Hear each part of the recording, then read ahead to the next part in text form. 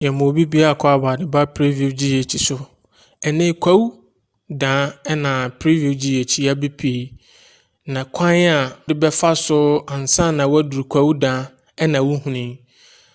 Wonam nkran Kumase kwantempɔn ni mu a, uduru kura a yɛfrɛ no Kwahu fodo a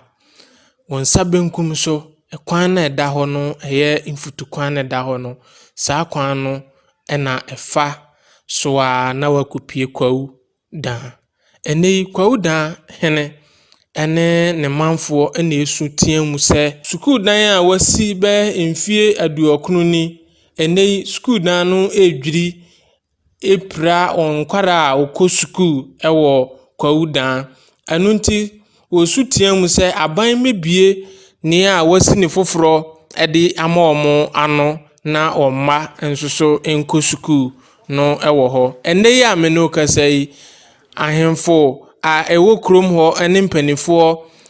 akodwiri ɛdan dada na to agu a ene yi sukuufoɔ ni nyinaa ɛte fie a ɔnkɔ sukuu. Yɛnkɔ na yɛnkɔgye nsɛm yi mu nkyerɛkyerɛ mu. Enti amabu sukuu dan no agu no ɛnyɛ me nkuto na mabu agu. Me ne me manfoɔ nyinaa. Ɛho so ɛdan no ayɛ owu afidie. Ɛwɔ bra get found na aban ɛyɛ ɛdan foforɔ ma yɛn. Ɛdan no ewie apono gu ano nneɛma bi na aka akyire a ɛmaayɛ. Yɛtu ho ana ma akɔ MCA hɔ mpɛn bebree sɛ ɔmo nhyɛ contractor no na ɔmo bie dan no ma yɛn. Na adwuma kakra aka wɔ ho a mekae sɛ atwe nsrɛ mienu san yɛdua mu a yɛdi baako ano a baako aka ne bo yɛ saa pɛpɛɛpɛ. Na de enua no anya a guide fan sika no yɛnyɛ bi ma yɛn. Ɛno ɛne mo sɛ dan no epira nkwada tigafoɔ nso suro so ɔmbɛba mi kuro mu abɛkyerɛ adeɛ. Ɛno titiw ɛna amabu ɛdan nagu. Timɛsrɛ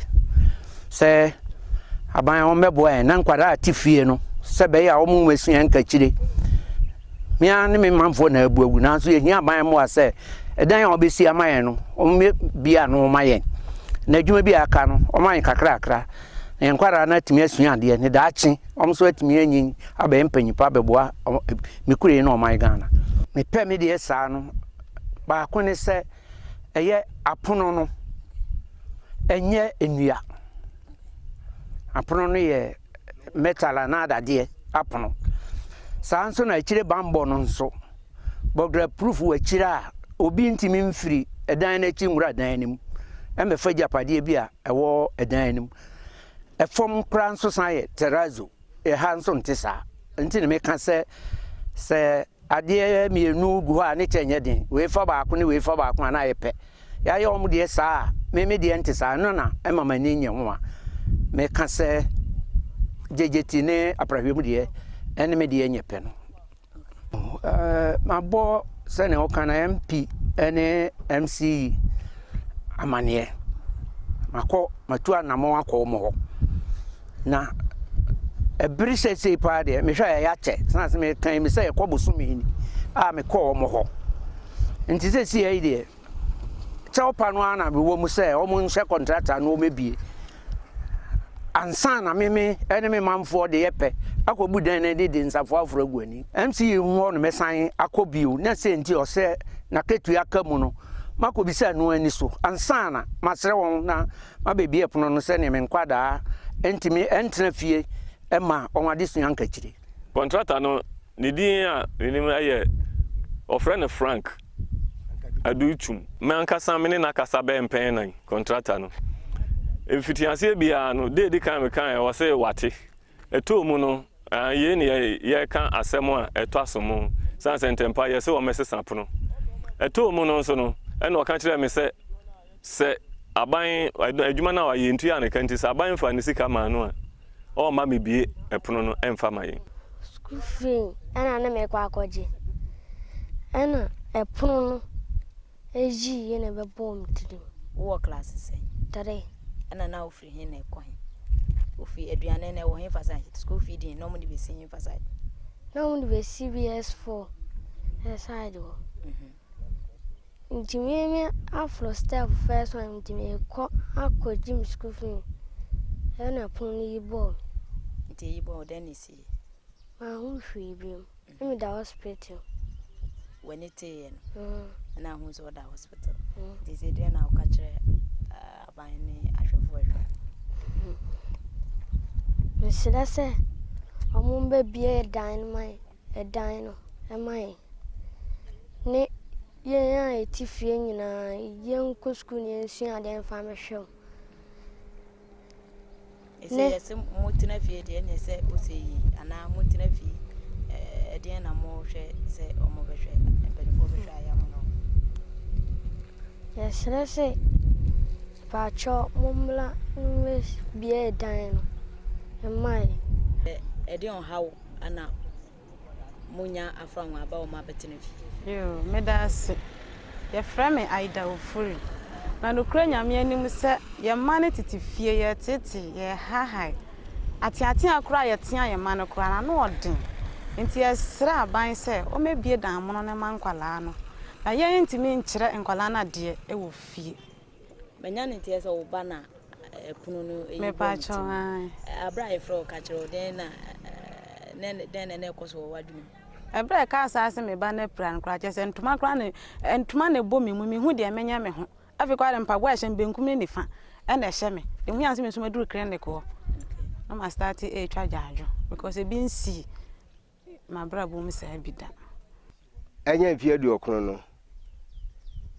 enu nti na nyame adom nyame tie mpa ebo a get fund for besi bia mayen enti ne ho ne nyina de awure hye mu aden akohye se ne nyame aye adom yi de se ne nyame aye adom yi de yebebu wense na firi won yetumi aba we mu e de kira se wense no aye dada wote ho a na yiku nipa enti yetumi metena wa se dan no emebu nku danfo ma ansana akiri ya ye hu biribi enti no kye se emuaya a ebetumi de aya de na se yebu afiri hoi na ne situation pa te sen edan na mabu edan de ne tibia ne wo mu ne de na eye hu describe it me say ni enti aye hu ne se edan no eya atakwa me dan not dan enye blog not dan na edan no so ahyase apapai emu apapai saa wo ho a na enu ahyase se eyi egu fom enu nti ye hwe se ne nsuo ene mframa na ahyase no a eye hu de bia tichafo no so eba nana ho ebe hu PTA fo se edan no se ya nya hu biribi dia omoko yenso entibi ma tichafo ya de o ma bedom ye no enko saa wakoya assembly member na new one contractor ni besi ni de me sure say obenimu no contractor ni din edison ana company ni din ni o de Frank Aduchum okay ono besi fufuro we mpacha okay na ba se wansi ni senior anka e wo contract ni ma mope no wo ya assembly member ndi ana momben na otufu an we sansa ya kwa assembly meetings nti wo kwa sen na woni omuka kosi ne o ne se adwuma no ehye Mr. Odija o engineer ono na hye ne nsa enti all the time me call no ho call report se ne adwuma na ekọ na eden e kire no enti bibia me hu no site bia no se me kọbọ na mane MC nso ene empanifo bebre nso eba me ye site meeting omo ba nso omo hu na ekọ so wo ha nyina enti ama me bisa o sa ne se na se epono no nke wo se eye enade de dan amaye nnuya no enti na ama me bisa se abra hu se odi nnuya abebu ho ebesi pono no ana mombe na otufa ho a me be stop no me be stop no say ma ne mfa se ne ma no enwu ano enti egu hwa pono ne gu hwa echeye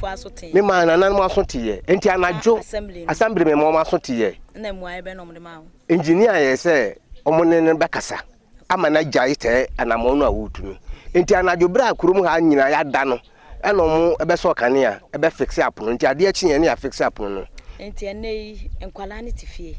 assembly member se eba se contractor no wanhwe amma enkwala na amma amebie na enkwala na nkoskua anamomben ena mbetu edi akire oh se de nyame adom yenya buo afiri ho a nku obi e de anamon a wo ho a yebetu an se yebesa akọ MC ho na yakosere kwan se na dawroma o mehwe na wo mie man yebesa ehu school mpanifo no na omonso abam na ya de se adesere de na to manim na ọma bebie dara man se no achi no na se ọma me bie dia na fi ọmanfo no ya hia ne ya fa ye ho adwen for no ya hawaye wo mu kakra ne se school dan no ya hye ase ache ebe ye mfie miense ne aya sa get fund dan ya ka ho asem ya hye ase dem go PTA meeting bi sa ye committee member dan da ya bui ya mo so kra fra mambo afi bia ya ton chance fufuro hyem school dan no ye owo afide a oye manfo ne nananom ye trance ye butugu ye no baby akwala ni praye ho class 3 class 4 ho office ni hye emfinfin office ni wugira ho a class 4 dan no ayata kwa minti no we ya tekọ ha teacher for ni te ho ne no te no yi dwira om tu betwa mu mmiri bia na o mayi om nkonwa aba begu abonten ade sa kwala ye kotwa makodi ni school fee dia mi wo fie kura de nkwala na aba ye say dan ni bia yi aba obi mi sipue kwa dan ye nti bi dawo ampara mi behwe ya ni che say abeme mpoma na pra no a oda clinic na enye papa enti no ne nanano mu hia ya ehye ya mi ebu dan ni tugu ye na me ha ba ko no so koma MC any God fund for no so mu be ye bibia ma community na omuma council for no asonte na omu mehwe ohawa kuro no ewo na omunyama ye school dan from day one omu twa foundation na school dan na anko ye contractor no MC ba me ye meeting and o chance papa baby kwa di school dan ni si ye no enye engineer ma bia engineer odija ebe chairman di hihye mu ama school dan na nyame ayadomatimi agina wasi awie ne ubesi better gate na wakwakofa se ye wawo se ye de yin ena ode aye gate ni basa anaju wonu nya ho ko report ma police for nkoko se oye dwan okọ dan emrante no so omo mprema ni nsi epru ni nti na omo ya omo mekire krom hofo amo omo frɛ ba besi committee chairman so no cheche mu se enti sa na dwan na oye no enko true eni sa da jo ye danya ne ye no abesi ne pono me ne nana no mu nyina nana frɛ ye me ko MC e ko frɛ ni engineer baaye omo so omo ne be ka so omo ne be ka sa e be pem ne ne se school dan no esi ho omo nya ho adwuma ti wa yo wo fo de na wo ka kire aban ni de be ka kire aban ni si yesre no